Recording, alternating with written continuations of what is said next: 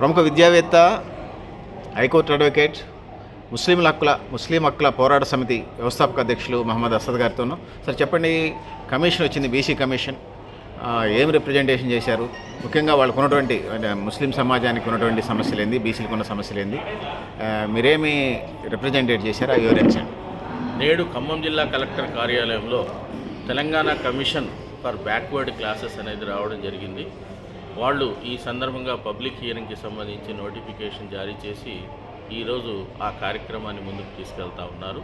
అందులో భాగంగా ముస్లిం హక్కుల పోరాట సమితి తరఫున, అలాగే అవామి హింద్ తరఫున, ముస్లిం ఇంటలెక్చువల్స్ సొసైటీ తరఫున ఒక 7 పేజీలతో కూడినటువంటి సుదీర్ఘమైన సుప్రీంకోర్టు ఇచ్చినటువంటి తీర్పులు కానివ్వండి, ఆయా రాష్ట్ర హైకోర్టులు ఇచ్చినటువంటి తీర్పులు కానివ్వండి, గతంలో స్వాతంత్రం కంటే పూర్వం ఉన్నటువంటి రిజర్వేషన్ విధి విధానాలు, తదుపరి అన్ని రాష్ట్రాలు అమలు జరుపుతున్న రిజర్వేషన్ విధి విధానాలు, అలాగే స్థానికంగా భౌగోళికంగా ఇక్కడ ముస్లిం మైనారిటీస్లో ప్రస్తుతం ఉన్నటువంటి డౌట్స్, వాళ్ళకు ఉన్నటువంటి అపోహలు, అలాగే ముస్లిం మైనారిటీస్ ఇక్కడ జనాభా సాంద్రతని బట్టి ప్రాతిపదికన ఏ విధంగా కార్యాచరణ ముందుకు తీసుకెళ్లాలనే వివిధ అంశాలపై నేను 7 పేజీల సంపుటితో కూడినటువంటి 5 ప్రధాన రోమన్ లెటర్స్తో కూడినటువంటి ఒక ప్రత్యేక రిప్రజెంటేషన్ ఇవ్వడం జరిగింది. ఈ సందర్భంగా కమిషన్ దృష్టికి అనేక అంశాలని తీసుకురావడం జరిగింది. అందులో ప్రధానంగా స్వాతంత్రం కంటే పూర్వం రిజర్వేషన్ పాలసీ ఏదైతే ఉందో అది వృత్తి ఆధారితమైనటువంటి రిజర్వేషన్ పాలసీ, అంటే ఆక్యుపేషనల్ స్ట్రక్చరల్ రిజర్వేషన్ అంటారు.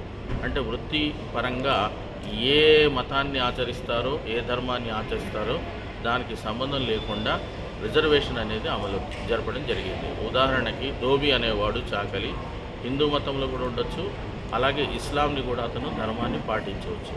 అలాగే కార్పెంటర్ కానీ, నాయి బ్రాహ్మణ్ కానీ, బార్బర్స్ కానీ, అలాగే మత్స్యకారులు కానీ, రకరకాలైన వృత్తులు ధర్మం ఏదున్నప్పటికీ కూడా వృత్తి ఆధారితమైన రిజర్వేషన్లో దాదాపు లబ్ధి అనేది ముస్లింలకి చేకూరుతుంది అనే దురుద్దేశంతో నాడు మనువాదులు అయినటువంటి ఆర్ఎస్ఎస్కి సంబంధించిన కుట్రలో భాగంగా వీర్ సావర్కర్ అనే అతను ఒక లెటర్ రాయడం జరిగింది నాటి మొట్టమొదటి ప్రధాని పండిత్ నెహ్రూకి.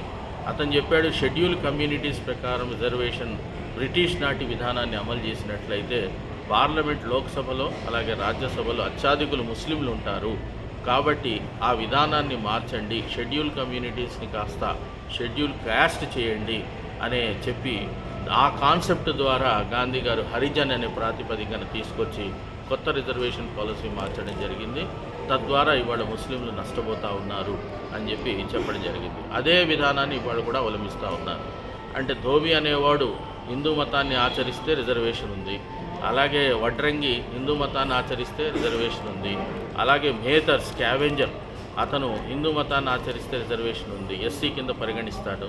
అదే కనుక ముస్లిం మేతర్ అయ్యి ఉంటే మాత్రం అతన్ని పరిగణించరు. ఈ తారతమ్యాల్ని ఎలా ఈ కమిషను రికమెండేషన్ ఇవ్వబోతుందో నిర్ణయించాల్సిన బాధ్యత వాళ్ళ మీద ఉందని చెప్పడం జరిగింది. రెండో అంశం ఏంటంటే, ప్రధానమైన అంశము ఈ సందర్భంగా ఏం చెప్పడం జరిగిందంటే, స్థితిగతులు చూస్తే సచార్ కమిటీ రిపోర్ట్ ఉంది, రంగనాథ్ మిశ్రా కమిషన్ రిపోర్ట్ ఉంది, అలాగే కుండు కమిటీ రిపోర్ట్ ఉంది. ఈ మధ్య తెలంగాణ ఏర్పడిన తర్వాత సుధీర్ కమిషన్కి సంబంధించి విస్తృత స్థాయి రిపోర్ట్ ఉంది. సుధీర్ కమిషన్లో ఎవరైతే రీసెర్చ్ చేశారో, రికమెండేషన్ చేశారో వాళ్ళంతా టాటా ఇన్స్టిట్యూట్ ఆఫ్ సోషల్ సైన్సెస్కి సంబంధించిన రీసెర్చ్ ప్రొఫెసర్లు చేశారు. అంత తార్కికమైన రిపోర్ట్స్ ఉండగా వాటన్నిటిని పరిగణలోకి తీసుకొని ఈ కమిషన్ రికమెండేషన్ ఇవ్వబోతుందా లేదా, వాటన్నిటిని కూడా పరిగణలోకి తీసుకొని వాటన్నిటిని అధ్యయనం చేసి అందులో పొందుపరిచిన అంశాలని కూడా కులంకషంగా పరిగణలోకి తీసుకున్న తర్వాతే రికమెండేషన్ చేయాలి అని చెప్పి కూడా కమిషన్కి నివేదించడం జరిగింది. ఇదే విధంగా ముస్లిం మైనార్టీల యొక్క సంపూర్ణ అభివృద్ధి సాధించాలి అంటే ఏ విధంగా ముందుకెళ్ళాలి, వాటి యొక్క ప్రణాళికలు ఎలా ఉండాలి, అంటే విద్యాపరంగా మాత్రమే రిజర్వేషన్ ఇస్తే సరిపోతుందా, రాజకీయంగా రిజర్వేషన్ ఇవ్వాల్సిన బాధ్యత లేదా, రాజకీయ రిజర్వేషన్, రాజకీయ ప్రాతినిధ్యం లేనంత వరకు డెవలప్మెంట్ అనేది జరగదని చెప్పి అంబేద్కర్ అన్నట్టుగా ఆ అంబేద్కర్ గారి యొక్క ఆశయాల ప్రకారం రిజర్వేషన్ అనేది అన్ని జాతులకి చెందాలి, అది రాజకీయ రిజర్వేషన్ రూపంలో రావాలి అని చెప్పడం కూడా ఈ సందర్భంగా జరిగింది. అలాగే వక్ఫ్ ఆస్తుల పరిరక్షణ, అలాగే విద్యకి సంబంధించి కాలేజీలను తీసుకురావడం, అలాగే ఉర్దూ భాషని ద్వితీయ భాషగా గుర్తించి పాఠవాళ్ళు అంటే స్టేట్ సిలబస్లో చేర్చడం, వాటికి సంబంధించి ఉద్యోగ భద్రత టీచర్స్కు ఉంటుందని చెప్పడం, ఈ రకంగా అనేక అంశాలతో ఇవాళ కమిషన్ ముందు నివేదికని సమర్పించడం జరిగింది. కమిషన్ ప్రతి అంశాన్ని కూడా క్షుణ్ణంగా వింటూ ఆ యొక్క నివేదికని పూర్తిగా విన్న తర్వాత మనకు కృతజ్ఞతలు తెలపడం కూడా జరిగింది. ఈ విధంగా తప్పకుండా ఈ రికమెండేషన్స్ని పరిగణలోకి తీసుకుంటానని చెప్పి కమిషన్ వాగ్దానం చేయడం జరిగింది. కాబట్టి ఈ పబ్లిక్ హియరింగ్ని స్వాగతిస్తూ ఇవాళ జరిపినటువంటి ఈ ప్రత్యేక కార్యక్రమాన్ని నేను ఆయా కమిషన్ సభ్యులకి పేరు పేరున ధన్యవాదాలు తెలియజేసుకుంటూ ఈ నివేదికకు అవకాశం ఇచ్చిన ప్రతి ఒక్కరికి కృతజ్ఞతలు తెలియజేస్తా ఉన్నాను.